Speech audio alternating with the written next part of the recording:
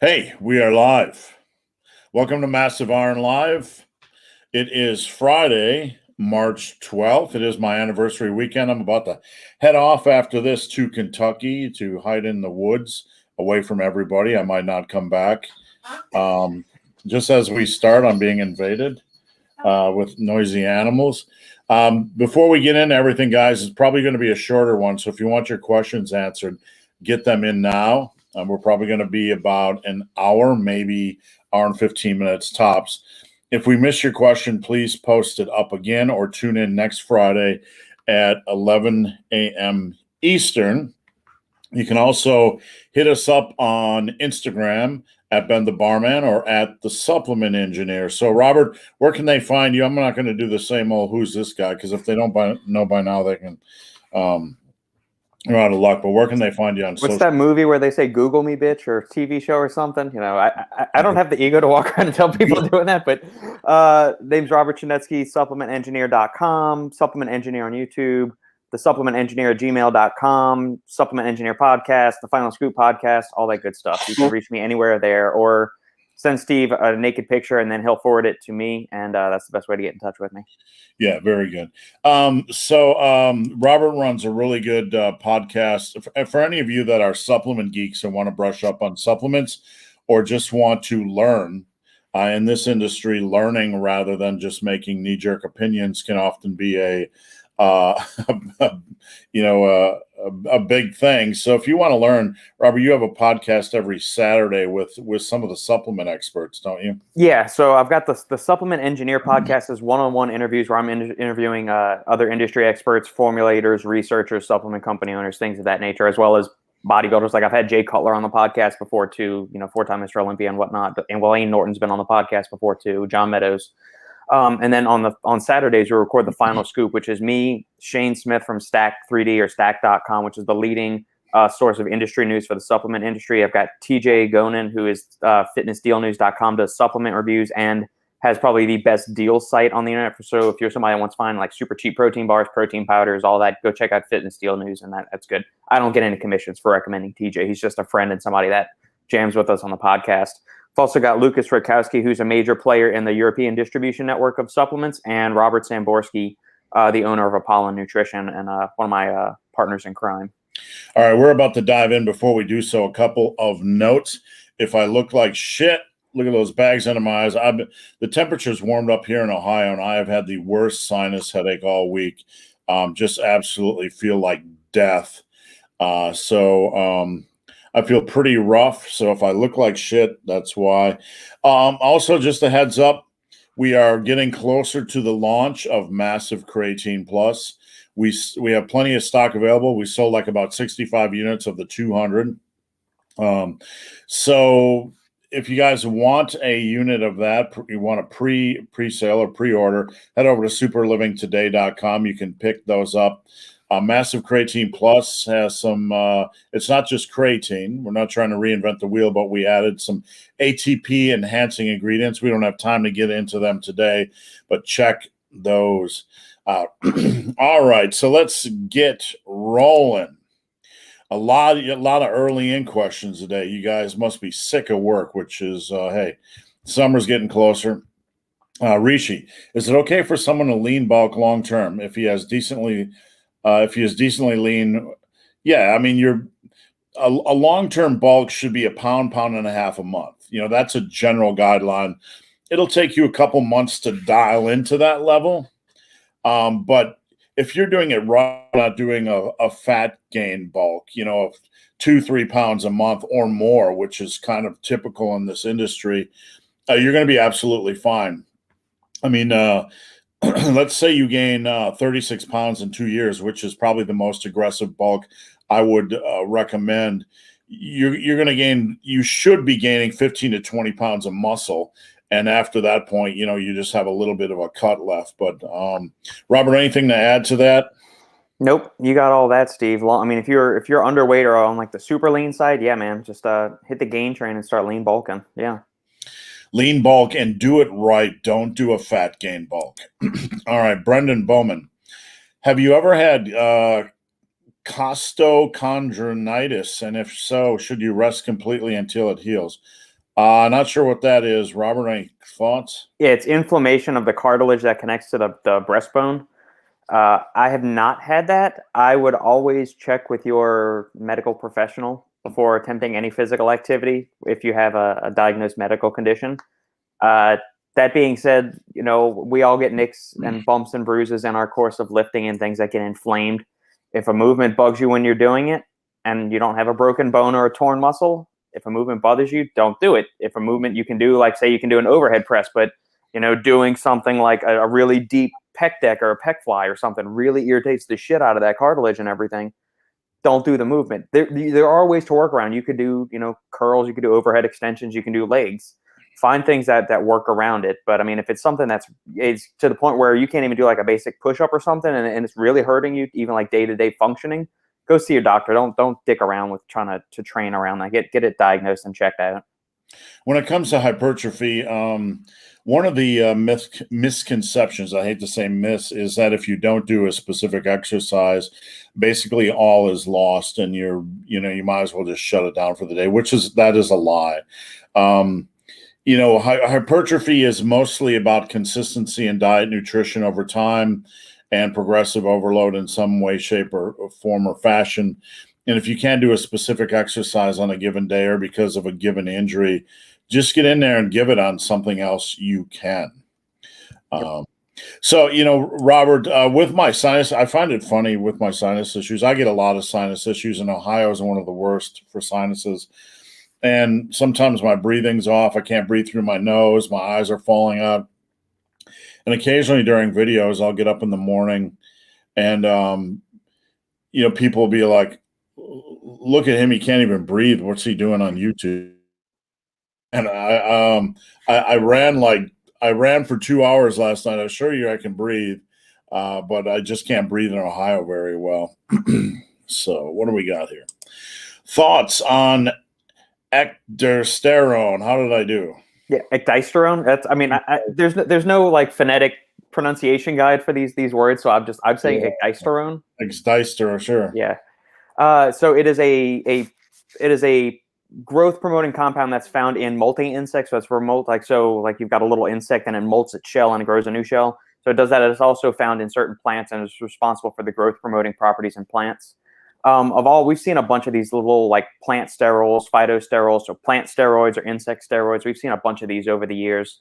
And by and large, most of them have really poor bioavailability. The mechanistic data is pretty cool in that it ramps up protein synthesis, maybe a couple 100%, and it does some other growth promoting properties, or it stimulates mTOR to a certain magnitude. But most of those have no studies in humans, and even if they do, they don't show any kind of meaningful impact.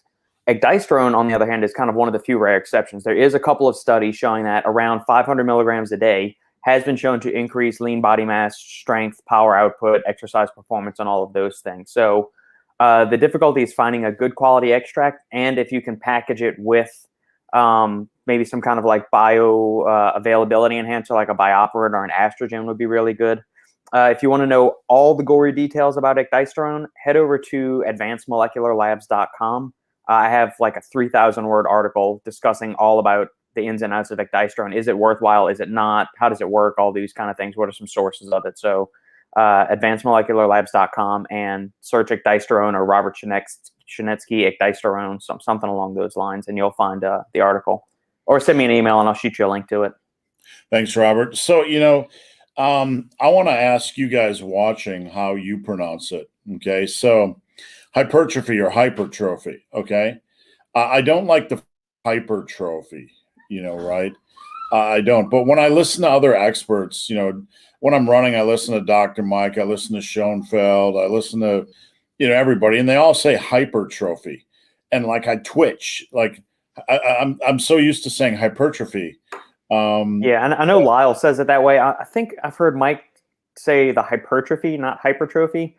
But I feel like I'm winning the hypertrophy. Yeah. So I'm just curious what everybody else pronounces. It's like, I'm not sure if there's a proper phonetic way to say hypertrophy or hypertrophy. Here's how we do it, Steve. You have to perform hypertrophy to earn your hypertrophies. Yes. There you go. There we go. That's Robert's new tagline. You have to perform hypertrophy to win the hypertrophy. I wanted to do a T-shirt for a while that says "Win the hypertrophy." But, I want to have like a Golden Globes muscular guy that doesn't look like Arnold. So That'd be awesome. all right, what do we got here, Sebastian? How do you do the barbell row without cheating? Well, that I was just talking to a client this morning, about the barbell row. His was a little bit cheaty, and you really have to try to minimize torso sway. When I say torso sway, whatever position you're at, a little bit of torso sway is okay. I actually posted a video from 2010 of me doing pendlay rows showing the minimum torso sway. You have to really adhere to that and not add reps at the expense of that. You have to focus on driving your elbows back. You want to make them powerful, okay? And you can't really focus on the eccentrics on dumbbell or barbell rows rather than as much as just letting the weight go down, because it's going to hurt your back. It's going to put extra stress on your biceps. One thing when we talk about reps is to consider rep speed, and I'm going to add a little addendum at the end of this, but during a set, you might be like 1 second, pulling 1 second rep speed, and then maybe 1.1, and then maybe 1. There's going to be a rate of decay or likely to be a rate of decay in rep speed. But when you hit that one that's really slow, that's usually when you need to stop a set of barbell rows, like noticeably slower, because that's when you're getting into sloppiness. So keep an eye on rep speed. And anybody that's really wants a weekend, and I say fun with air quotes, head over to Lyle McDonald's YouTube. If you aren't familiar with Lyle, he is one of the experts in the industry, been around as long as I have. And there's a current battle with him and Dr. Mike and Lane Norton about rep speed. And Lane Norton is basically sucking the schlong dong of Dr. Mike. Dr. Mike is not getting there's controversy over Dr. Mike's rep speed, and it's a battle over who's going to failure and who's not. But Lane is basically air hugging Dr. Mike. But when Lane posts a video when Lyle McDonald posts a video of Lane's sets, Lane is showing a decrease in rep speed. So Lane is actually real close to 0 reps or going to failure, where Dr. Mike isn't. So it's like a three-way death match right now. It's just entertaining to watch these three experts go after each other over whose sets are closer to failure. So there you go. Have fun. All right. If you do flat incline and overhead press in one workout, do you really need an additional tricep work? That's basically a push day on a push-pull legs. Do you need additional tricep work? There's no downside, and it's probably a good thing. What we know about hypertrophy or the hypertrophy is that a little bit of exercise variation is good. Once you get done with the compounds, there is value in doing additional isolation work when it comes to winning the hypertrophy. Anything to add, Robert? Can't hear you. You're gone. There we go. I muted myself. Whenever you get on your rants, I'm like knocking, so I don't want to like hit something and make a noise or something. So I always mute myself just out of courtesy. So that's all right. With the flat work, so you're working your triceps all kind of from one angle more or less. So like you've got your elbows here and it's going out this way. And so that's working more of like short head of the bicep, middle head of the tricep. If you want to get the long head of the tricep on stretch, get that arm up and overhead. And so if you want to add, if you only have time for one tricep exercise, maybe do something like an overhead tricep extension with, two-handed, one-handed cable extension, do something like that, or a skull crusher or something where you're getting a really, really deep stretch on that long head of the tricep. So that would be the only other thing I would see that's maybe lacking, but your tricep is going to get stimulated in all of those pressing movements. Just the degree to which it's emphasized is going to be different based on which variation you're doing. So, I would not recommend anybody do more minimal style of training without direct isolation work. This whole concept that compounds are God and isolations are not or aren't necessarily needed is incorrect. Especially if you look at beginners, and this is something we've never talked about, but when a beginner is going, a novice is going through the beginning neuromuscular adaptation phase, and you give them something like a starting strength or a strong lifts, are they going to add strength? Yes, they're going to add strength, but their main focus, because of the demands of that compound movement, they have to focus on a neuromuscular adaptation to that movement pattern, or learning that movement pattern, or improving their efficiency on the movement pattern. So what we are understanding a lot about hypertrophy is, if one of the reasons why I'm against these types of programs for muscle building, and you can check Schoenfeld, you can check Dr. Mike, you can check Lyle McDonald to back this up, is that an isolation exercise has basically zero learning curve. So if you're a novice and you want to go into the gym and get the most out of your workouts for hypertrophy, you can go in and do an isolation exercise, because there's basically no movement pattern learning. Jump in and ram it and give it, and you'll likely get more out of it as a novice than you would a compound movement, because a compound movement, you're learning the movement pattern. Yeah. So while that's not applicable moving forward past the first couple of months of training, it is important for us to continue to do both. There's no downside to doing both. How wide or narrow is your close grip? Your wrist should be over your elbows on your close grip. So if you're inside doing one of these old school close grip things, you're causing shoulder rotation, like inward shoulder rotation, and you're putting strain on your wrists. So you want to have your elbows bent in towards your side and your wrists over your elbows. Paul DeVito, greetings from Vancouver. What's going on, Canada? Long Beach in the house. All right, Shake Master returns us to Robert for a moment. If we get to 100 viewers, Robert's going to take off his shirt and flex. He might have an undershirt on, so don't get excited. If he gets to 100 viewers, Robert should do a double high stim pre-workout and have to do a bicep curl the whole time. Do a double slap to the dome, with a COVID mask, listening to Somewhere Over the Rainbow. That could work if I owned a mask. I don't. Yeah, I've worn a mask twice in the past 14 months. One, my wife had to go into a doctor's office. I had to go with her, and I had no choice. So anyway, Joseph G, I have 2 toddlers. Only time I can find to train is 3-day full body routine.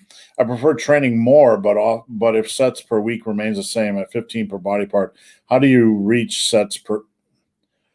But if sets per week remains the same at 15 per body part, does how you reach sets per week matter? No. What he's saying, sorry. Basically, when you look at hypertrophy or the hypertrophy, you have to look at sets per week. That's the best way to look at things. How you get there doesn't matter. I will say, and I mentioned Schoenfeld earlier, 10 sets per week is kind of his guideline, right? 10 quality sets a week.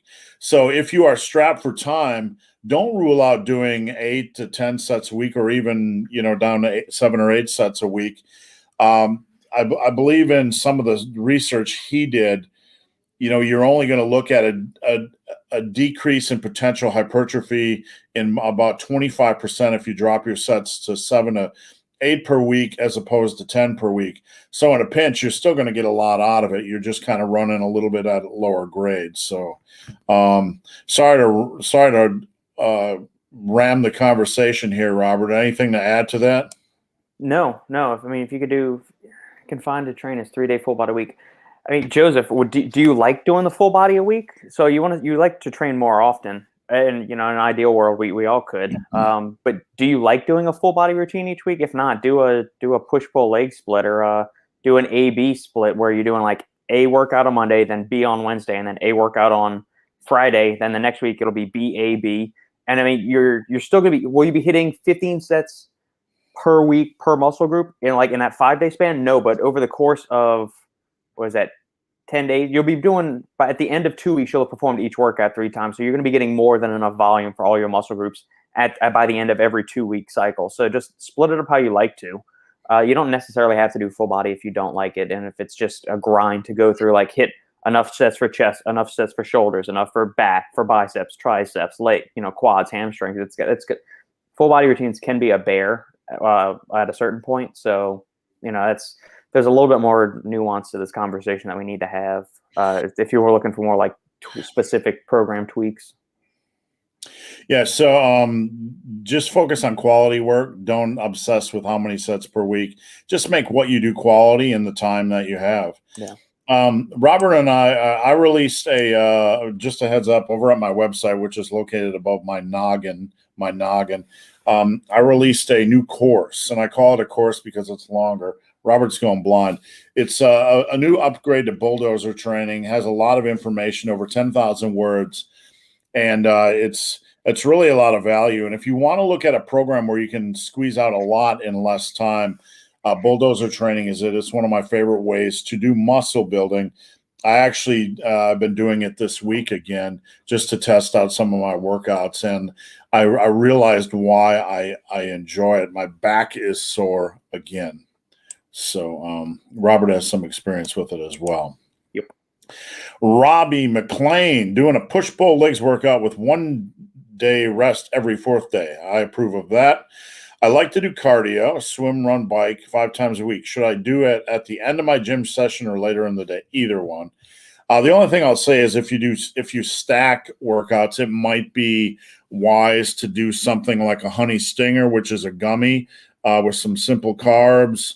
Something 100 calories of simple carbs or something before you jump into your biking. Robert, is it wise to do protein as well? Yeah, they could do that. It never hurts to do anything. It depends on how large their pre-workout meal was and how soon or how far away from their training session they had it. At the very least, maybe just sip on some essential amino acids in conjunction with the carbs. That'll be more than enough to tide you over and spare any kind of potential muscle loss that would be there. But no, you'll be fine. As far as optimal later in the day versus what's your time and flexibility? Both can work. We want to get like most optimal. Put it 6 hours away from your resistance training session, but then you have to go back to the gym and get your other cardio session in. So if you do it right after your resistance training session, that's fine. Yeah, when we analyze optimal, we have to also analyze optimal compared to our lifestyle. Correct. And I always did basketball. In college, I did a lot of ping pong as well because there was a ping pong table in our weight room. Don't judge. It was New Mexico Tech. It's not I didn't engineer that setup. So I love ping pong. Yeah, I mean, I would play ping pong like a madman because there wasn't anything to do. There was no women on campus and no alcohol. But yeah, optimal is what works best for you. Just get a lot stronger, focus on progressive overload, and a little bit of food or a little bit of energy won't hurt. Robert, we're up to 80. We're closing in on 100. New potential record today. Not happening. I read somewhere that muscle is fully recovered 36 hours after your session. That's not true. I wouldn't say that at all. If this is true, would it be best to train a muscle group every 2 days? The current science says it doesn't really matter. And I've been beating that drum over and over again for the last 10 years to the dismay of some people that really like frequency training. But it doesn't matter. Working hard, being consistent with your diet, we're up to 86, consistent with your training and progressive overload is what matters. To say a muscle is fully recovered 36 hours after a session, I've done some workouts where a muscle is not fully recovered 8 days after a session. So, Robert, anything to add to that? I mean, from like a glycogen replenishment standpoint, yeah, the muscle will be recovered in that sense, but it depends on, what's your training experience, what's your, how much volume did you do? How many sets did you take to failure? Did you take any sets past failure? How was your sleep? All of these things are going to be, so if like in the most optimal conditions, say you only did 3 sets for chest, you got 8 hours of sleep, you hit all your macros right on the point, sure, your chest will be fully recovered. But if you did like a 24 set chest workout, you took half of those sets to failure, you slept like shit and you didn't eat enough protein, you're not going to be fully recovered in 36 hours. So there's a lot of factors at play here. Focus on training hard, focus on progressive overload, and you listen to your body, when it comes to that, because at the end of the day, there's no magic combination other than that. That's the magic combination. And as long as you're training hard, focusing on progressive overload, reasonable volume, or reasonable exercise selection, recovery is going to be personal based on age, life demand, stress, all that kind of stuff. So don't get bogged down in the minutia. Cat H, is it normal that my bench drops for like 4 reps if I increase? Yeah, it is normal. That's the way the cycle goes. You increase weight and then the reps go down. Then you fight back up in reps and you increase weight and then the reps go down. That's the way the cycle goes. That doesn't mean you're losing strength. That's just math. So Dungeons and Dumbbells, enjoy your anniversary weekend. Thank you. Kingid 854. I gotta close this door. My dogs are going ape shit crazy out there. In a week's break and during a cut, how does beer alter the calories in, calories out equation? Would wants to lose weight? Calories in, calories out. Beer, eating dirt, whatever you're putting in your mouth that has calories, eating bugs, eating boogers, whatever goes in your mouth has calories. You got to count it. If you're in a deficit, you're going to lose weight. What's going to happen with alcohol, though, is you're probably going to experience some extra water retention. Like I see this with clients who are super strict and they might only have 1 or 2 beers on the weekend. They come in heavier just from water retention. So just know that could be at play. Anything to add to that, Robert? Nope. Calories are king when it comes to pure weight loss. If you can have a beer every day. I mean, even Lane Norton has said this. He's had a beer. One of his preps, he had a beer, I think, just about every single day, and he still came in peeled out of his mind on stage. So yeah, it's still possible. You work it in, you subtract out some carb and fat calories, and you always keep your protein the same. Always mess with that. So you're gonna have a beer, you're gonna have some delicious bourbon or something like that. Just remove a little bit of carbs or fats from your day, and you'll be fine. I mean, the average 12-ounce beer has like 150 calories, 160 calories. If you venture into stouts and porters, you'll get upwards of like 200, 230 for a 12-ounce serving. But assuming you're on the lighter shade of things, it's going to be around 150, 160, and that's a drop in the bucket. You'll be all right. Whatever you do, don't drink a shit beer. Don't drink a Miller 64. Go walk 3/4 of a mile to have a man beer or a woman beer, whatever you want. Yeah. But don't waste your calories on shit. Correct. All right, Scotty Mac. All right, guys, how are you? 8.5K run today and got ambushed by hailstones, battering my bald head. This right here, running, prevents bugs from hitting head, prevents hailstones from hitting head. So just a little pro tip, but well done on the run. What's going on in North Carolina? I'm using, love my slingshot, but not sold on elbow knee sleeves. I don't like knee sleeves. I don't like elbow sleeves. I don't like pulling them up. They always roll down. I'd rather punch a nun in the face than to have to deal with those things. And that's just humor, folks. I would never punch a nun, trust me. So as a Catholic, that wounds my soul. Don't cancel me. Don't try to cancel me. It's only humor. I would actually just hug a nun. So I don't know. I'm not a big fan of knee and elbow sleeves. If they work for you, go for them. So I don't know. We got Robert going. What do you, Robert? Any experience with them? I mean, I know they can have benefits, and I know they can keep the joint warm. They're just an annoyance to me. So yeah, it's more of like an old man tactic, or if you're dealing with really shitty joints. But I mean, I've always had fairly well moving joints and stuff like that. I mean, I'm really lanky and awkward shaped, but my joints have always been rock solid. So I've never had to mess with any of those things. There are some benefits to them. But at the end of the day, you have to decide if the aggravation is worth it. I don't know. I tried Mark Bell's knee sleeves. I bought some, from Tiger Fitness and tried them. They roll down. It's not unique to Mark Bell's knee sleeves. They're just the nature of the beast. And I had to get some that were really tight just to keep them to stand up and feel like I was getting some benefit from them. And those are just a pain in the ass to get up. It should never be a pain in the ass to get things up. You know what I'm saying? Double entendre. Thank you. You're welcome. Paul DeVito, I can't believe Motley Crue is going on tour again. What are they, like 80 years old? Girls, right? Vince Neil can't sing anymore, and the band sounds like a train wreck. Bills got to be paid, bitches. Bills gots to be paid. Is that how it goes? So, yeah. Cat H, I always hear that you should do all the movement patterns. So is a remaining deadlift enough of a hip hinge? Yeah, I mean, you don't have to do deadlifts. When I do other deadlifts, my lower back hurts. That's a sign you could potentially be doing them wrong, but that's another issue. But as far as a hip hinge, RDLs are a good hamstring movement. So absolutely, you don't have to do deadlifts. So do not have to do that. Hey guys, hope you're doing well. Thanks, Pork Meat. You tune in every week, and we appreciate it. I love his screen name. So every time and the way you kind of just effortlessly say Pork Meat, Steve. I always laugh whenever I see that name. Yeah, I smile to my face. I try to be like that, and I like the little P in the pink area. I don't know if Pork Meat's male, female.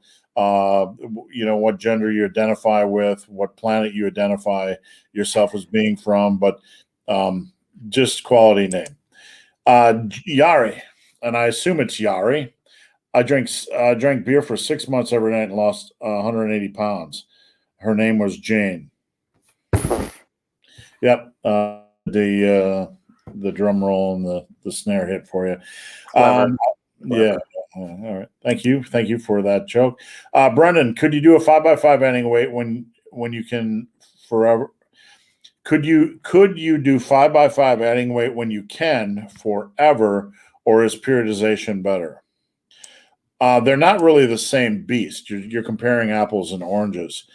That's a progression method where periodization is something that may potentially periodization is there to basically provide some form of enhancement, possibly for progression and for recovery. You can do a 5x5 forever, but it's going to slow down. You're still going to have to try to add a rep. And what's going to be your measuring stick for when you add a rep? Like, I feel like it, or do you push one set at the end for as many as possible? So the way I set things up is push the last set for as many reps as possible. Could be 6. I don't really give a crap. It's easier to go to 7 than add 5 pounds the next time. But Robert, 5x5 is a progression, or he's trying to compare a progression approach to a periodization approach. Anything to add to that? No, it's two different beasts. There's so many other rep schemes aside from 5x5. I don't know. We've kind of beaten that horse to death too. Just like in the grand scheme of things, do you like 5x5 training? What are your goals? Is there a reason you're picking that? There's a bunch of other, set and rep schemes that'll work and get you the muscle and strength results you want to. You don't have to be married to the 5x5. Some people ask me, Robert, why I'm so anti 5x5, and it's not that I'm anti-5, but for no other rep scheme do people wander around other than potentially German volume training and go, I have to do everything 3x10. I have to do everything 4x12. I have to do everything 3x8. It's arbitrary. So don't stay married to it. Like Robert said. What's going on in Norway? What is going on in Mongolia? Bree is actually a new client, and excited to be working with her, my first Mongolian client. It's been interesting last 6 months. Picked up clients from Singapore, Japan, China, Mongolia, some countries. I just see the reach expanding a little bit, which is a good thing. I like interconnections, so I'm glad to be.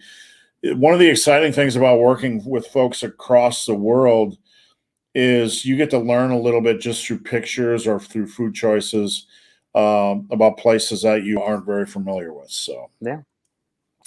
Greg Duvier, I ordered 2 more Creatine Plus. Greg, thank you. We appreciate that. That would be 3 coming my way. Oh, yeah.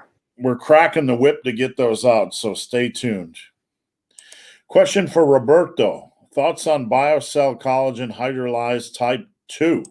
Yeah, there's several different forms of type 2 collagen on the market. There's collagen XS2, there's UC2 collagen. Basically, these are all things derived from the sternal bone of chicken sternal cartilage. There we go. I can't. My brain is this hasn't kicked in yet. I woke up at 4:30 this morning and I just couldn't fall back asleep. So we're gonna hit the caffeine a little hard today, plus some other fun stimulants that are in that shaker cup. He was texting me. You ever get one of those texts from someone that's in the dark and they're holding their phone up and they got the phone light and they're just glowing, their chest is glowing? That's what I got from Robert today. Jesus. I don't have my bourbon yet, Steve. You can't be making these kind of jokes yet. That's the after hour show. Hours. Yeah, all of these type 2 chicken things, these chicken collagen supplements, they've all been shown in various studies at various dosages. So the BioCell collagen has been used between like 1 gram to 2 grams a day. The UC2 collagen has been effective at 40 milligrams a day. But yeah, overall, is it going to, like, if you're grating your joints in a sawdust, is it going to magically make your joints feel better? No. If you're suffering from like the early symptoms of osteoarthritis, so maybe a few aches and pains, or you're looking to do some like preventative measures and just keep your joints really supple, healthy, and well lubricated, then yeah, these would have some benefit in terms of that. So is it going to help confer maybe some anti-inflammatory benefits, help rebuild some of those important support structures for the joints, ease your ambulation throughout the day, make it feel a little bit smoother when you're in the gym? Yes. Yeah, I'm all for these kind of things. I like them. We're using a form of type 2 collagen in the massive iron joint supplement that we're working on. So that'll tell you what I think about it. We've got a form of type 2 collagen in there. Yeah, if we're going to use it, it's legit. Because one thing me and Robert are very big on is being bulletproof, as much as we can based on modern science, and we're not going to add stuff that we can't stand behind. Ernesto, should I go off creatine? No. It's safe. You don't have to go off. You don't have to rotate. A lot of that nonsense comes from, and I'm not saying your question is nonsense. It's a fair question, but actually, it's scientifically proven you need to rotate off everyone else's creatine but the massive iron creatine. Yes. I thought you were going to shock me with some science I hadn't heard of, and I'm like, damn, I'm screwed. But no, a lot of this cycling on and off stuff comes from steroid culture. And, they like to, if you can take the unnatural way of cycling on and off things and move that over to the natural realm, it's kind of like a comfort blanket for naturals. They feel almost like they're bed partners with their drug abusing cohorts. We're up to 90, Robert. But there's no need for that. Some supplements, there might be a need for that, but definitely not creatine. Which is better, failure in every movement or not? Failure for every movement is not safe. Every exercise has a different set of demands. So training to failure on certain exercises is going to kill you, and other exercises it's not. Training to failure is not the goal. Muscle fiber recruitment is the goal. Maximizing muscle fiber recruitment is a goal, not the only goal. So practice safe sets. Take a set to as many reps as possible, stopping that set when you feel like you're going to fail on the next rep or if you feel like your form's breaking down. How do you know if you're going to fail on the next rep? Pay attention to rep speed. When it starts to really drop off, that might be time to pull the trigger. You might be 1-2 reps in reserve. Look at me using RIR. There you go. All modern and shit. How about that? Your Bulldozer set rep scheme similar to Dan John. We don't really have a rep scheme with Bulldozer Training. We have a rest scheme. I don't know. I haven't heard the word Dan John in a long time. I know he used to be over at T Nation, I believe. Yeah, he's done, and he started up his own website, Dan John University, and things like that. Yeah, I don't know. It's funny. And I'm not saying this is a case, but I've created so many workout systems over the years, workouts off my workouts. And, it's just the nature of the beast. Somebody will find a bitter piece or a mechanical moving part from one and plug it into another. So it's kind of like a living, growing entity where we continue to plant seeds and flowers and plants and weird shit grows. But I don't know if there's a specific workout you're referencing. I'd like to take a look at it. What's the difference between fatiguing at the start of a rest pause set versus at the end?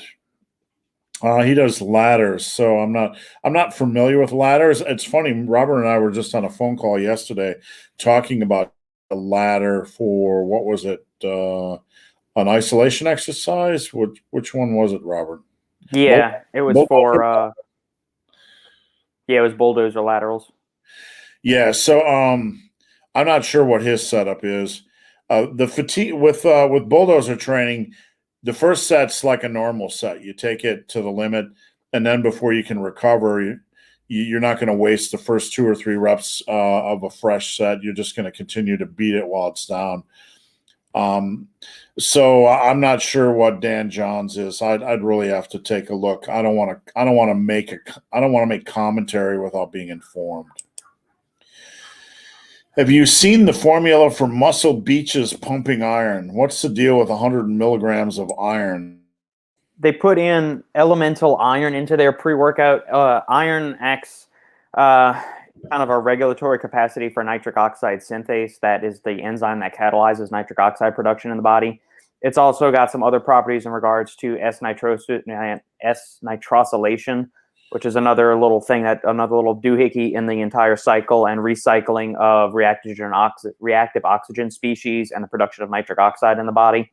I don't really want to get into the nitty-gritty details because if it's the further I get down this wormhole, everybody's eyes are just going to kind of glaze over, and we're going to drop from whatever number of viewers we have to probably 4.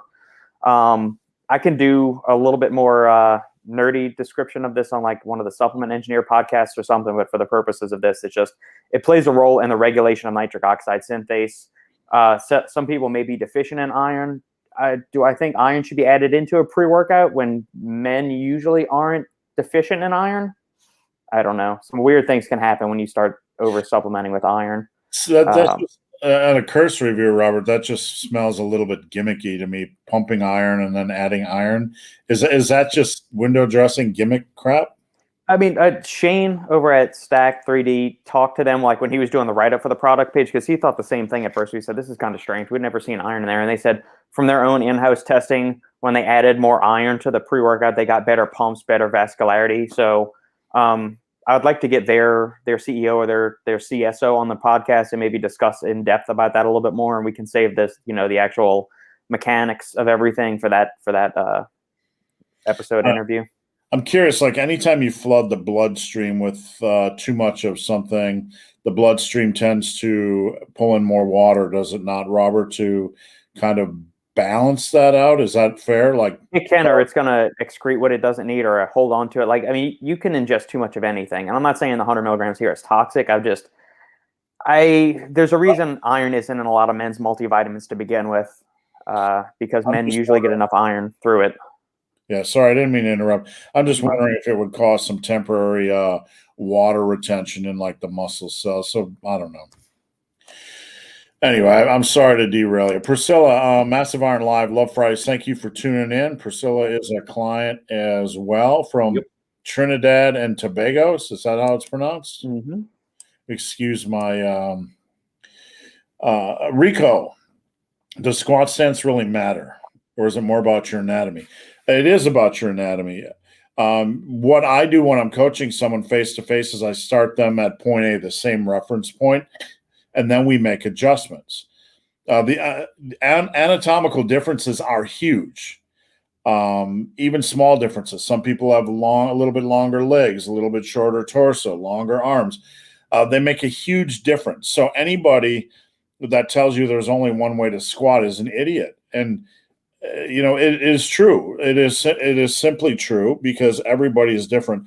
Some people, I will take it further, should not be squatting because of their anatomical setup. They're not going to get a lot out of it, or it's going to put a lot of stress. Like people that are very foldy in the hole when they're doing everything right, putting a lot of stress on their back, they have to ask themselves, is this extra stress worth it? So Squat stance is something that should be dialed in and adjustments made, but never try to frame it. Never try to box yourself in saying there's only one way to do this, because that's a fool's game.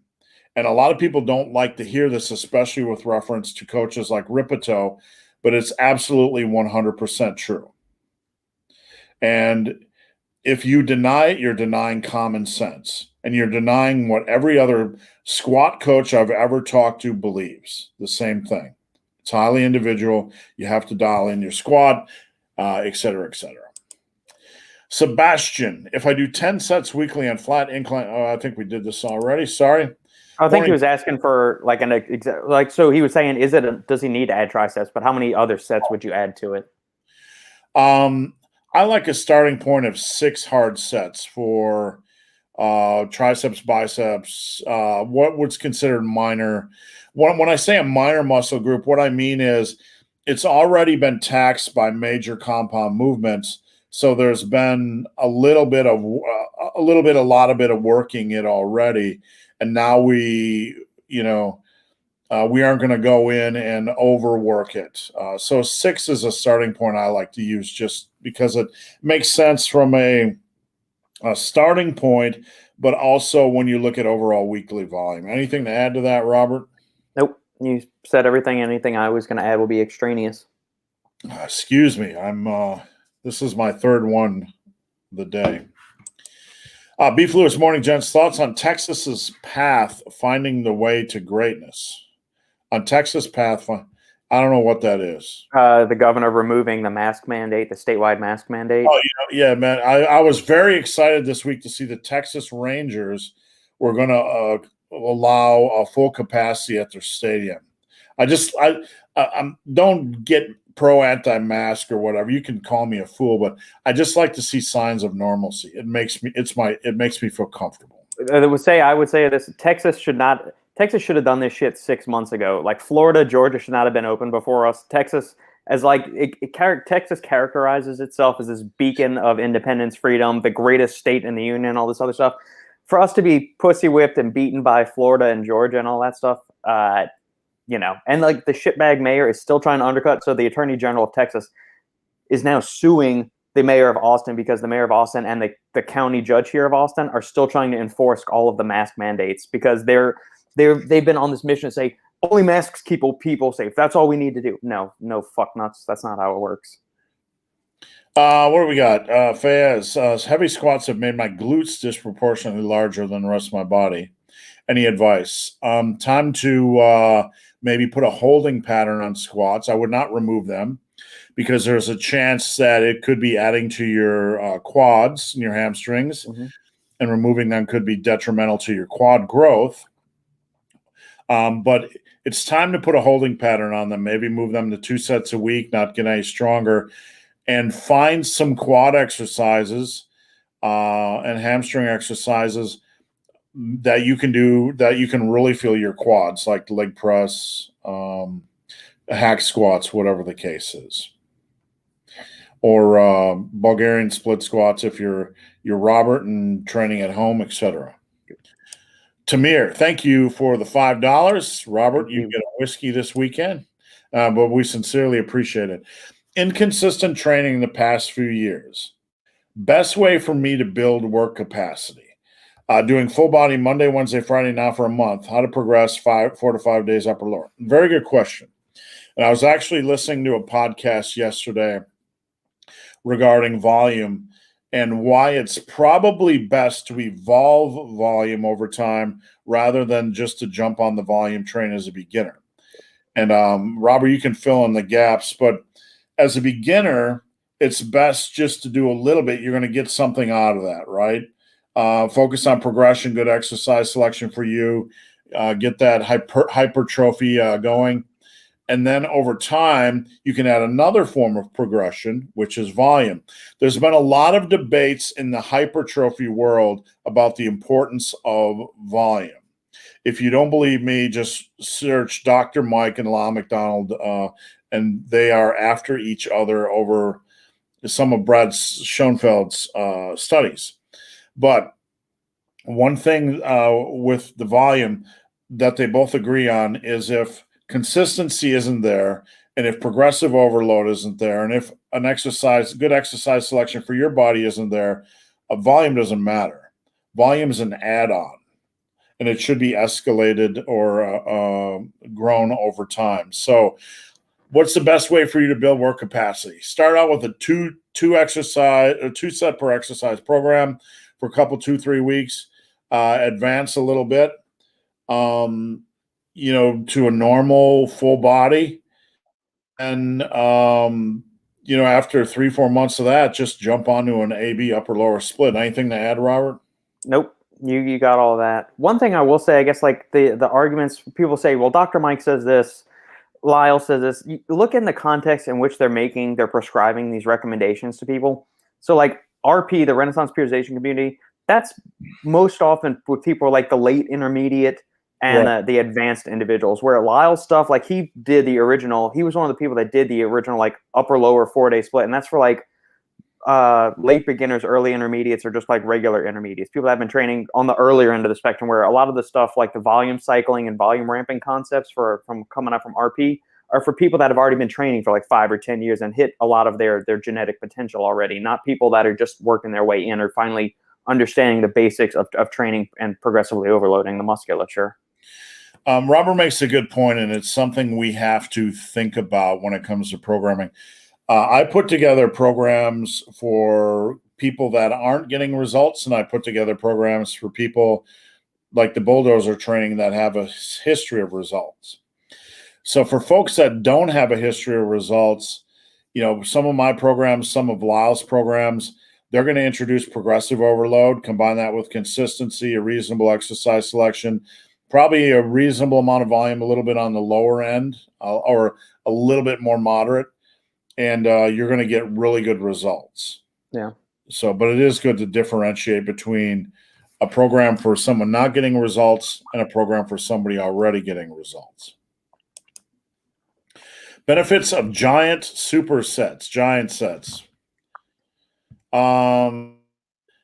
It is a rest pause type of system that uses 4 different exercises.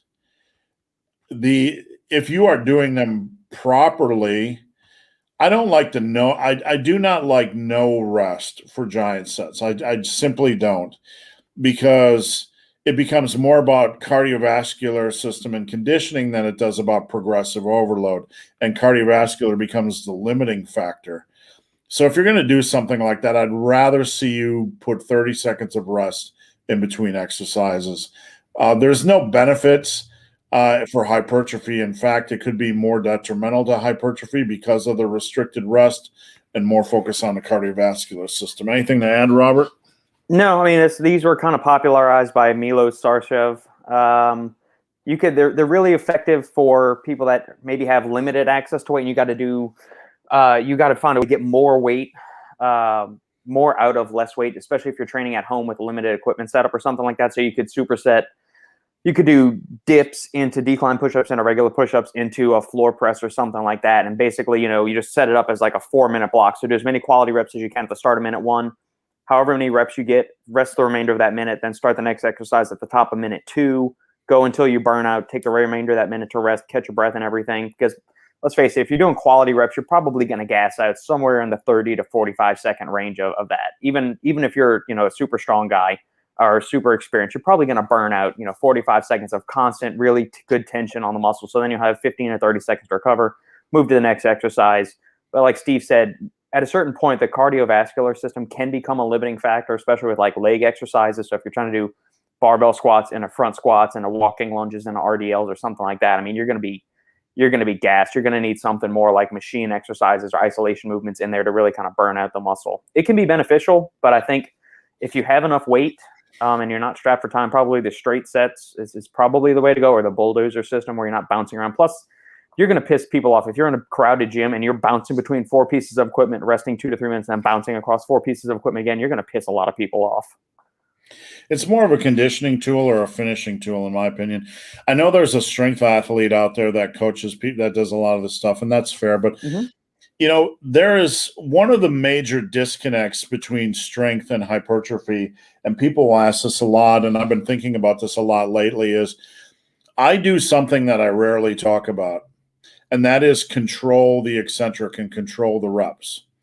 I've always progressed using controlling the weight.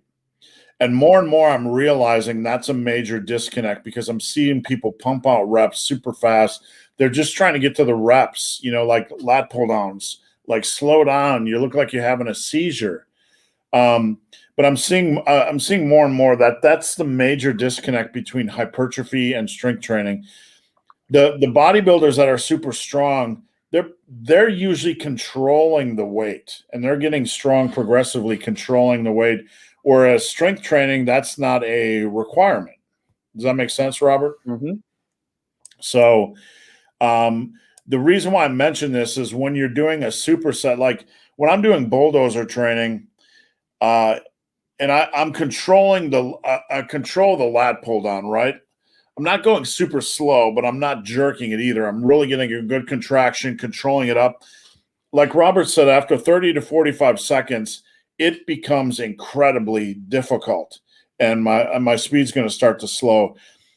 You cannot sustain that over the course of giant sets, that type of intensity. So therefore, it's not the best for hypertrophy. Does that make sense? Because you can't sustain it. Combat Ace tried sumo deadlifts instead of conventional. Felt it even more in hams and lats. Am I doing the movement wrong? There's a good chance a lot of people hang over the bar on sumo deadlifts. On sumo deadlifts, you have to get your ass down and get your torso upright a lot more than conventional deads. But you do a lot of deadlift reps, you're going to feel it in your lats. When I do volume deadlift reps, I feel it in my lats. So not necessarily an indication you're doing anything wrong. Tamir says, hit them likes, guys. Appreciate it. Hit the like button. You get a free hug from Robert. Collagen, Fountain of Youth, or overhyped supplement? Neither. It's somewhere in between with a supplement. So it can improve. It's got decent data improving hair, skin, nail, the quality of that, reducing wrinkles, improving the elasticity, suppleness of skin. It's also got some good benefits, as we touched on earlier, regarding joint function, joint health, increased motility, reducing symptoms of inflammation, increasing range of motion, just general overall quality of life. So is it a magic elixir that's going to make you live to be 148? No. But is it like glutamine where it's really overhyped dog shit? No, it's in the middle. It's one of the supplements that has a meaningful but modest effect in people. So it can be worth it. And our body's thing, just like testosterone production, it starts to decline around age 30. And we don't eat not a lot of collagen-rich foods to begin with. So bone broth, all the other kind of like gelatinous things where you would get collagen from bones, tendons, ligaments, all that kind of stuff. We buy boneless, skinless chicken breasts and steaks and stuff like that. So yeah, if you're not getting that, or some of the amino acids that are really abundant in collagen, like proline and hydroxyproline, then yeah, it can be beneficial to supplement with collagen. So you can either do like a collagen blend, like the hydrolyzed collagen peptides, 10 to 20 grams a day, or you could use one of the UC2 collagens that we mentioned. So the BioCell collagen, which is a type 2 collagen, collagen XS, which is a type 2 collagen, or the UC2 collagen. Thank you, Robert. Just to know, guys, we're an hour in. I'm headed off real soon to go to Kentucky for my wedding anniversary. So we're going to rapid fire as much as we can through the questions without being dismissive. So if I apologize if it seems like we're moving fast going forward, but my wife's going to kill me if I don't get out of here in like a half an hour. So let's move forward. Jarrett, I can only train 3 days in a row per week, Friday through Sunday. Are there any program splits you recommend for this situation? You can do a push-pull legs and then out. You can do upper lower upper, or upper lower. You could do an upper lower focused on compounds, and then a bonus day of isolations at the end. So kind of filling in the gaps. You could do upper lower upper, and then rotate next week lower upper lower. It wouldn't be the easiest, but you would survive that. Anything to add to that, Robert? Nope, I do legs push pull. That's how I would do it. Yeah, there's as long as you're doing it properly, just listen to your body and do what you can do. And like we mentioned earlier, you'd be better off doing 7 to 8 sets per body part per week and actually working them hard. You can still get a lot out of that. Ironheart, thoughts on Mad Cow type program, squat 3 times a week. Mad Cow is really, really popular 10, 15 years ago. We talked earlier about the benefit of, or the challenge for novices and beginners when it comes to learning the movement patterns. These are not programs for novices as beginners, obviously, and Ironheart's not implying that.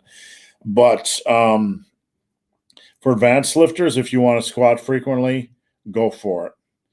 I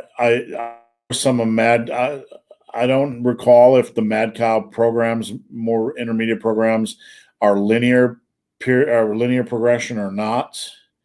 It's been a long time since I looked at them, to be honest. So I hesitate to comment because I really haven't looked at them in so long. We haven't got a question at them in so long. You want my honest opinion? The programs I put together are the ones I like. And I'm biased, obviously, but they're put together with more power building, more focus on muscle and strength and long-term strength building. I don't like programs that are generally, let's see what we can get done in 8 to 12 weeks. Let's see what we can get done in 3 to 4 years. That's really where I'm at. And if you're stalling, you might need somebody to look under the hood. Mike's 62. I've been lifting for over 40 years. You speak the truth, like you always is the way to go. It's stupid simple, but it works. It's auto-regulated progression, and it'll never let you down. Likes are free, and hugs are as well. What do we got? Jerome, who is a Massive Iron Insider, an appropriate dose of 5 HTP per day. Studies have used anywhere between 100 to 500 milligrams per day. It really kind of depends on the application. So is it more for sleep benefit, for stress, anxiety reduction, appetite suppression, increasing satiety, those type of things? So anywhere in the 100 to 500 milligram range, obviously start on the lower end of that. One thing to be cognizant of, be aware of, is that 5-HTP is the direct precursor to serotonin in the body. Dopamine and serotonin kind of work on the sliding scale to where if you over-supplement with one precursor, so if you over-supplement with 5-HTP and you don't provide enough substrate of the dopamine, you're going to lead to downregulation of dopamine and too much serotonin, and vice versa. So you're going to have too much dopamine. If you take too much like L-Dopa or L-tyrosine or something, you never have precursors for serotonin coming into the body. So stuff like tryptophan, 5-HTP, those kind of things. It's going to cause this imbalance and can lead to mood disorders and what that. So just be wary of how much you're taking and how frequently you're taking it. Maybe also have some kind of like tyrosine, L-tyrosine or some L-Dopa at some other points in the day, or take it at the same time as the 5-HTP. Just that's something to keep in mind. Thanks, Robert. What's going on, Harut? Happy Friday to you as well. Bilal, one of our insiders, looking absolutely stacked and jacked. What's going on? I can't tell if this is a fake account. Looks like a fake account. Don't click on it. Bfly, kissy face, guys.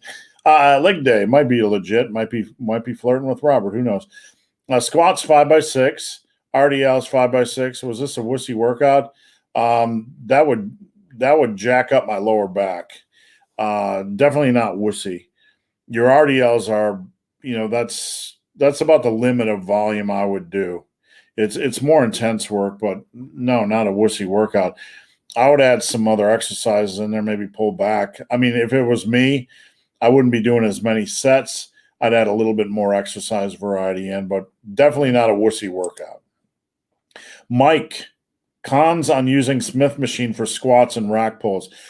The major con, look, you can get a good workout on a Smith machine. Here is the caveat and why so many trainers are against it. Most people can't figure out how to squat and deadlift without one on a bar that's free moving. A Smith machine forces you into a fixed movement pattern.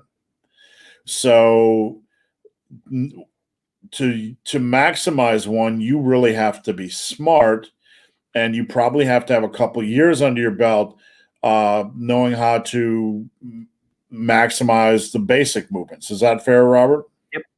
Agreed 100%. So it's not a replacement. It's something that's probably an intermediate level.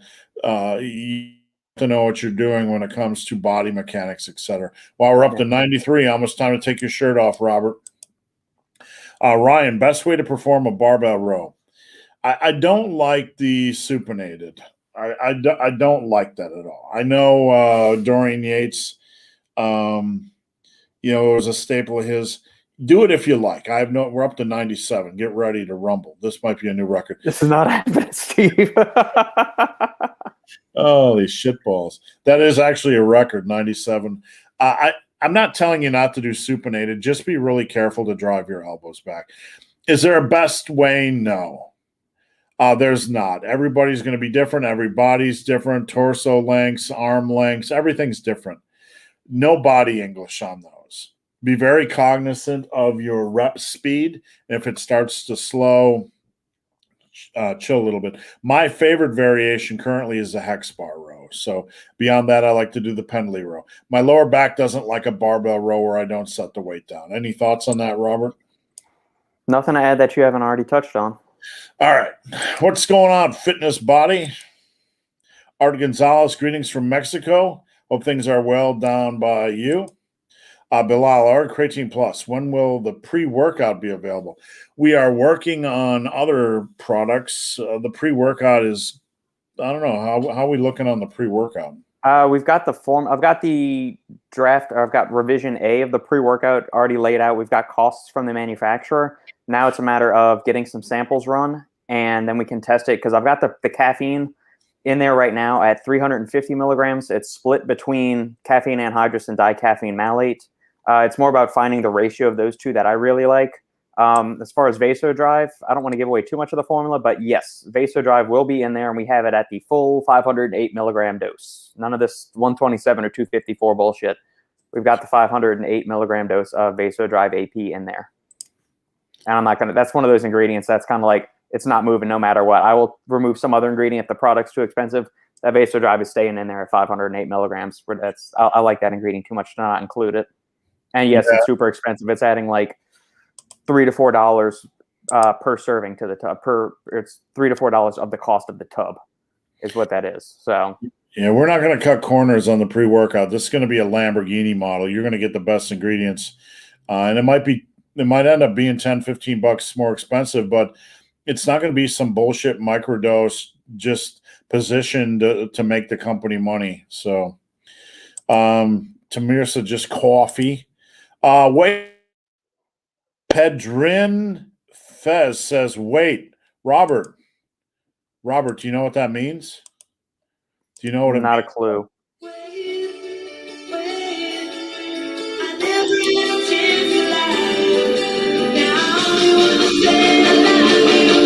love the 80s. All right, God, I miss the 80s. I miss it so much. I got to figure out how to get out of this. Steve, I had an interesting question. I want to get your thoughts. I mean, I know how I feel on the issue, but this is not a dictatorship here. Yeah. The pre-workout. Do you think we should just make it stim-free and people can add, since caffeine is so easy and it is the cheapest component of a pre-workout supplement? Should we make it caffeine-free and so people can get their caffeine how they want during the day, or should we include caffeine in the pre-workout? Add-on. I said, what if we did a caffeine add-on where they could just bang it out right there on the spot? Like this has never been done before. Like caffeine, you're right. Caffeine, you can adjust your dose. What would be we're going to have the other supplements in there, but what if we did a caffeine add-on? I mean, scooping caffeine, I mean, the dose would be so small, right? It would be dangerous, especially if people like to do like the spaceman thing, or they take a heaping scoop of that. I'd be really nervous about that. But I would do a capsule, if anything. But what would be the the digestion differences? Like, when you take a capsule compared to water, is there going to be any difference? A little bit. So the powder, your body doesn't have to digest any kind of protective barrier like the capsule has in there. So the powders will hit a little bit faster than taking a capsule. So the capsule will be a little bit slower released, maybe 15, 20 minutes, if that. But there'd be no downside to that, really. No, there wouldn't be. I've had a couple of people ask me, say, hey, can you make it stim free? Because what about people that want to train at night? And then, you make a stim pill on the side and we could sell it that way. I'm really, what I'd like is a little plop, plop, fizz, fizz, just drop a couple things in there, let them fizz and dissolve in your pre-workout. Yeah. Has some caffeine in there. How about that? Put that on the plate for our guys. Okay. Yeah. I'll talk to the manufacturer, see if we can do that. Maybe we will pull out the caffeine that way. Because I benefits of both. I don't have an issue doing a stim free one. It's just, it's not as sexy if you don't release a stim pre-workout, but I mean, stims are so easy to come by. They're so cheap. They don't really cost anything. So this could be just like a chewy or something you could, like, you remember Alka-Seltz, you could just drop it in there and it fizzes and it's gone. Or you shake it up and it's gone. I like both of those ideas because you could have, I don't know, 175 or 350, you know what I'm saying, for caffeine, or 150 and 150 per, or 100 per. We could put some other fun stimulants in there too, like a read. But see, at the same time, I want to make this stuff as compliant as possible, because I know some of Sandy's students have already ordered the creatine, and some of them are on like the swim team and the football team at the high school she teaches at. So if we release the stim thing, I kind of want to get a little aggressive with some of the stim stuff in there. So maybe going stim free is the way to go on this, and then we release like a plain caffeine capsule, and then we also do like an aggressive super stim pill. Yeah, I want to look at the possibility of a chewy rather than a pill, not a gummy, but like an electrolyte pill. So let's talk about that, because caffeine's going to be cheap to begin with. So I want to see what it would cost to actually get something in like that. But we'll talk about it. Pork meat. I was going to change the display picture, but I also got attached to the pink pea. Yeah, there you go. A lot of us men are attached to the pink pea, if you know what I'm saying. Are wall sits worth doing as a finisher? They're all right. I've done them before. Okay. Yeah. I mean, or good as like a superset. If you do, like, you finish Bulgarians or a set of like 100 walking lunges, then go do some burnout wall sits, man, that'll be painful. What's going on, Philo? Welcome to the party. Scotty Mack, I see people blistering others for having milk in their coffee. That's ridiculous. 2 spoons of milk. Anybody that does that is mentally challenged. They really need a slap in the gonads. Well, you could blister the people for putting milk in their coffee, but not because of the calories. Do it because you're adulterating a perfectly good beverage as is. Yeah, I'm a black coffee guy, but the only thing that triggers me is like when somebody's putting like 17 creamers in their coffee. Like, what? You might as well it's coffee flavored milk. Just have milk and a cream and a caffeine pill at that point. Yep. Greg Duvier, I got citrulline malate from bulk supplements. I've been using 8 grams. Is that enough? Too much? Too little? No, that's the research dose. Most of the citrulline malate trials use 8 grams. So at that rate, you're getting 5.333 milligrams of citrulline and 2.667 milligrams of malic acid. So yeah, that's well within the clinical or the therapeutic range of citrulline. So it's anywhere between 2.4 grams all the way up to 10 grams of just pure citrulline. So you're getting 5 1/3 grams of citrulline there. You're good. So before we answer this question, Robert, it's just rattling in my brain. I'm excited because I want to do things nobody in this industry is doing. And everybody's got stim and non-stim. So how can we change the industry? Let's have them 2 components that are stackable. I like it. We don't have a lot of time, Robert. Can you give us a real quick look at this? Yeah, Redcon 1's changed so much over the years. Like, I tried the original one where it had DMHA in it, and I think it may have had yohimbine back in the day, as well as urea gerensis. These days, it's got 6 grams of citrulline malate, 2-to-1. Yep, that's a good dose there. 3.2 beta-alanine, good dose there. Gram of agmatine, solid there. 250 caffeine anhydrous plus 100 milligrams of dicaffeine malate, so you're getting a total of 320 milligrams of caffeine in the whole thing. I like that dose a lot. Green tea at 45 milligrams. I don't think that's going to be doing much. So there's all these little fun polyphenols in green tea and naringin, which can help endothelial relaxation and stimulate endothelial nitric oxide synthase, which is the enzyme that catalyzes nitric oxide production in the body.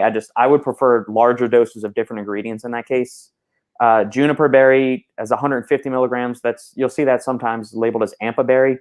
There is no mechanism that I can find, or no alkaloid present in juniper, that potentiates or enhances the effects of caffeine or gives any kind of stimulatory experience. So I think it's a garbage ingredient. Outside of that, it's a very basic but effective pre-workout. Yeah, I mean it's solid. Thanks, Robert. Thank you, Matthew. We appreciate it. Thoughts on animal stack and test for improving T levels. Robert and I just made a video about testosterone earlier this week. You can check that out if anybody's curious. Thoughts on this, Robert? I do not like it. Is a big, ugly, gross prop blend. I'm looking at the animal stack right now. So it's 1,500 milligrams of tribulus, which I've already said is a crap ingredient. Long jack, fenugreek, which is decent. Fenugreek has some decent data. Stinging nettle has some interesting data regarding DHT, so dihydrotestosterone. Maca root, the studies on maca, you need around 3 grams of that to be effective, and it's the last ingredient in a 1,500 milligram blend, so it's way low on that. Yeah, I'm not a fan of animal stack at all. The fenugreek is one of the decent ingredients, but it's going to be underdosed in there. Long jack, which is the Uricoma longifolia, could be decent, but again, it's not dosed where it needs to be. Yeah, I save your money on this. On animal stack. Let me check out animal test real quick.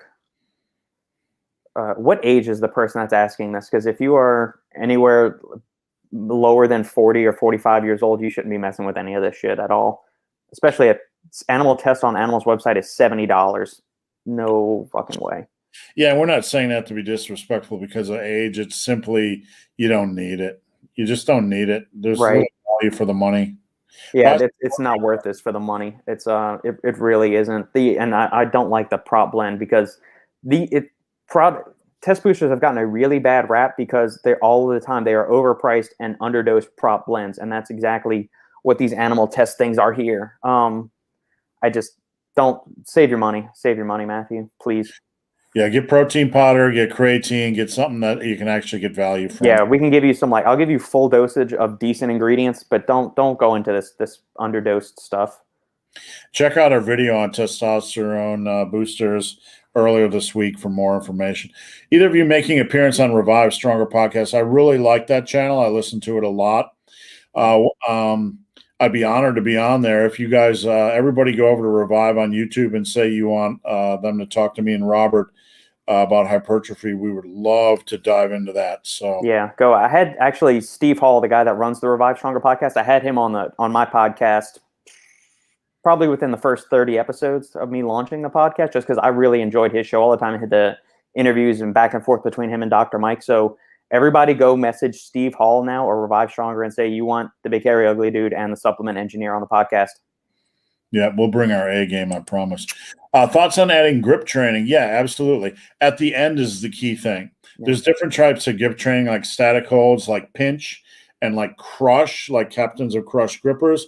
Yeah. Static hold barbell, you have pinch. You can do pinch pinch is basically thumb and 1 finger, 2 fingers, 3 fingers, or if you're that skilled, where you can hold plates and things like that. So grip, yep, as long as it's at the end of the workout. Free fire played. Not sure what that means. Dave, thoughts on which day session to add grip training? I would probably at the end of back work, because you're doing a lot of grip training already on back day. I don't know. You could do it on – I want your grip to not be compromised when you go into back day. Let's put it that way.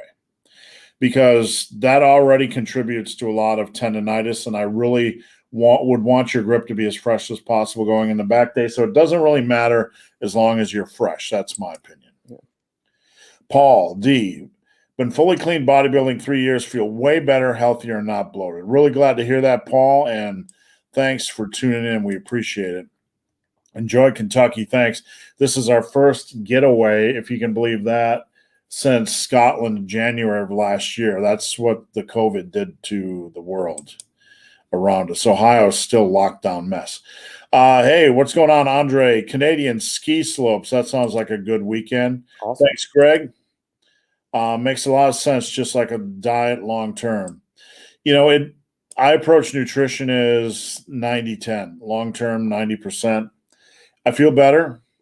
And, some people just want to stay super attached to junk and crap. Mm-hmm. And I find that when it's the 10% of life, it's just more, it's just better.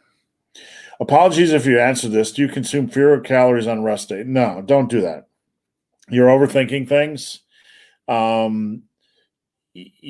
Just keep calories the same. You're recovering the same on rest days. So don't overthink things. Think in terms of weekly average.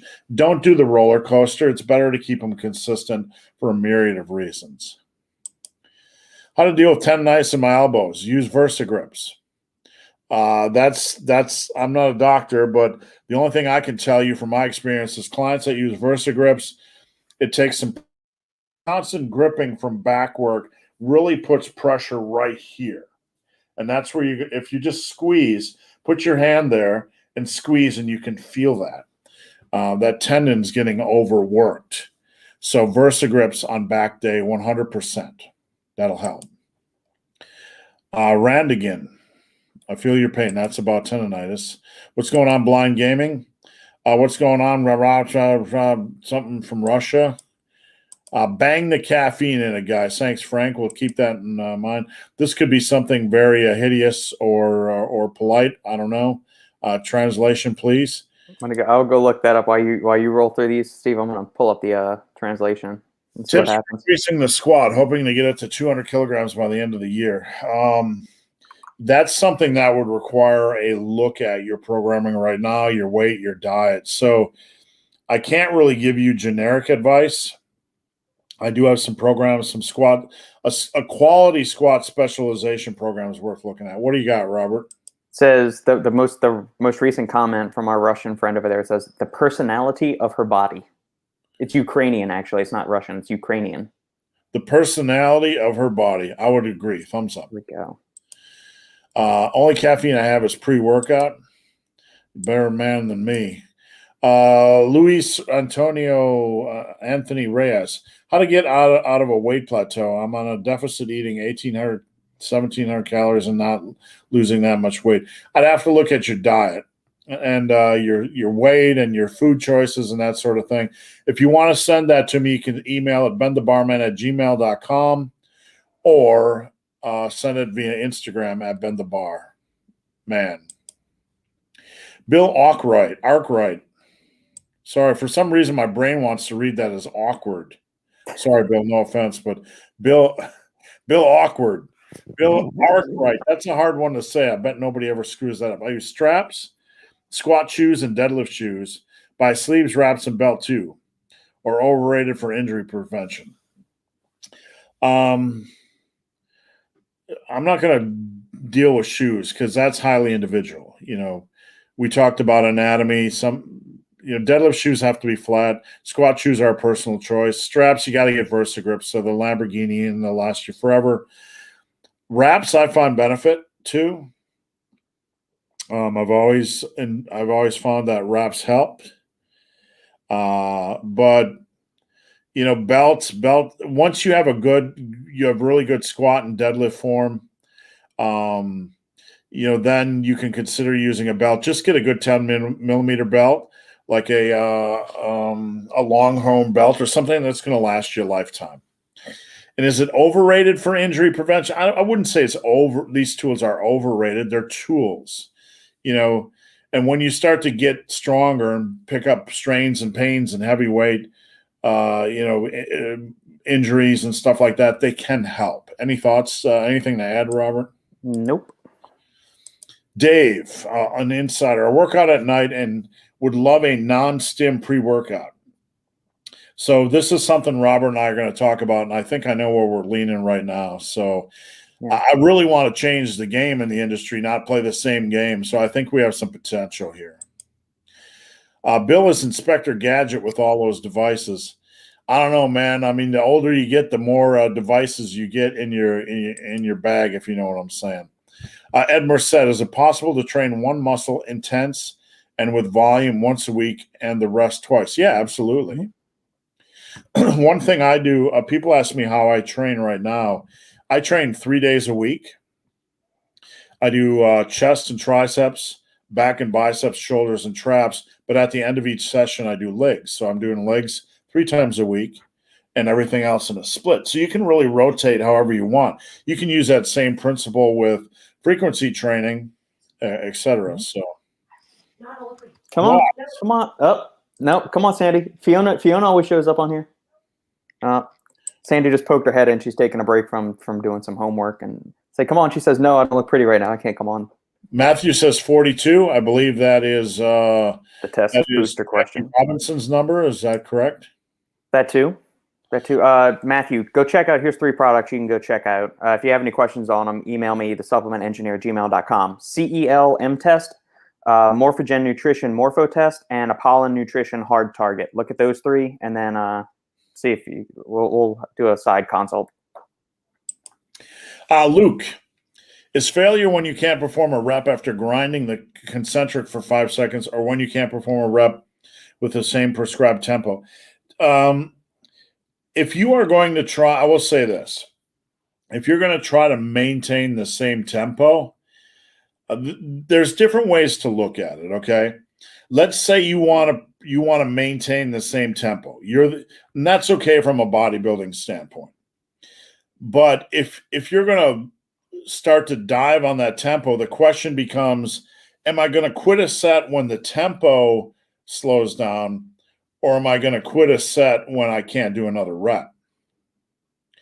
So eventually your tempo is going to slow down. It's hard to maintain the same tempo. So, in that scenario, it's pretty much when you're to the point where you can't perform another rep.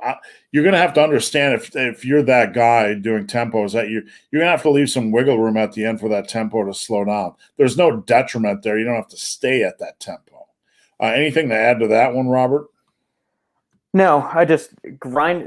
Usually, like we've talked about this before. When you're grinding through and it takes you 5 seconds to get a rep up, and you're not doing that intentionally. I mean, I don't think you should do a slow concentric anyway. You should always try to be exploding up. Be as explosive on the concentric as possible while maintaining good form. But if you're grinding that rep, then yeah, you're at the wit's end for that set. I don't find what Robert says important. I don't find value at tempoing the concentric. That has to be natural. But there is, you want to keep a good controlled, you want to keep good control over the eccentric. So you're not beating the crap out of your body, controlling the weight, or the weight's going to control you and go where it wants to go. And that has potential to beat up the body.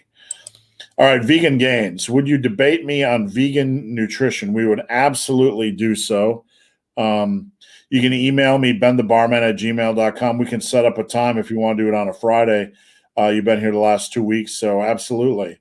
We would keep it civil, intelligent, and I have good friends, that are vegans. I have nothing against a lifestyle that is, involves good quality food choices. So if you want to do that, just let us know if you're available on a Friday, and we can maybe switch it up a little bit. That's the best time for me and Robert, at about 11, but we could start at 12 or whatever. So benthebarman@gmail.com. And thanks for the $2. We appreciate it. Have a good weekend. Even if it's Canadian money. I mean, I'm just kidding. It's all in good fun. This is all in good fun. I'm a smart ass by nature. I love Toronto. So can I floor press as my main horizontal push? Yeah, absolutely. One thing you got to understand about winning the hypertrophy is don't get caught up in I have to do this exercise. Use the exercises that feel best for you, but have some compounds in the mix.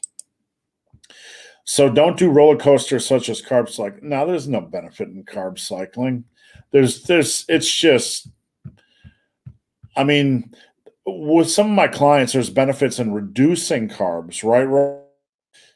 Some people are a little bit more insulin sensitive, carb sensitive, or they simply have an over emphasis on bad carbs in their diet. Is that fair? Yeah, and I think part of this question may lie into a lot of, like, you'll hear the top tier bodybuilders, they'll have an intro workout, and so what their carb cycling is that on the days they don't train, they don't have their intro workout shake, which usually has like 25 to 50 grams of carbs in there.